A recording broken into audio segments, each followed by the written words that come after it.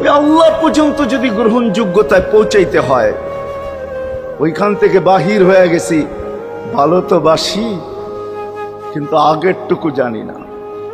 ও মেরে দোস্ত, শুধু ভালোবাসলে চলবে না। আবু তালেবের চেয়ে বড় ভালোবাসা আপনার আমার ছিল না, ছিল না। সাহাবাদের মতো ভালোবাসা আপনার আর আমার নাই, আছে নাকি? হ্যাঁ, আবু তালেবের মতো ভালোবাসা ছিল। চলেন শর্ট করি, আবু তালেবকে নিজের হাতে আল্লাহ রসুল কবরে রাখছেন।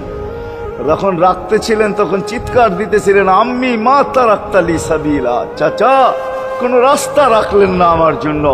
বলছিলাম কলেমা পড়েন, পড়লেন না। বলছিলাম ঠোঁটটা হেলান, হেলাইলেন না। বলছিলাম চুপ থাকেন, তাও থাকলেন না।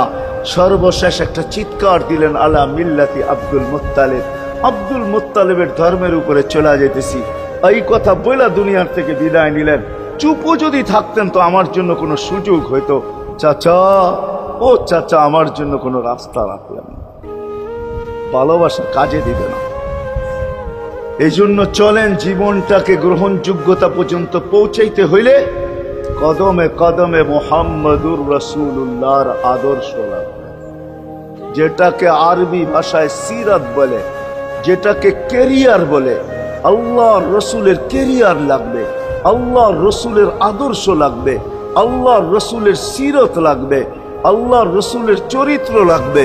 এই জন্যই আল্লাহ কোরআনে বলছেন, লাকাদ কানা লাকুম ফি রাসূলিল্লাহি উসওয়াতুন হাসানাহ, তোমরা লিমান কানা ইয়ারজুল্লাহ, তোমরা যদি আমাকে পাইতে চাও তাহলে আমার আদর্শ সহজ করছেন, কঠিন করেন নাই।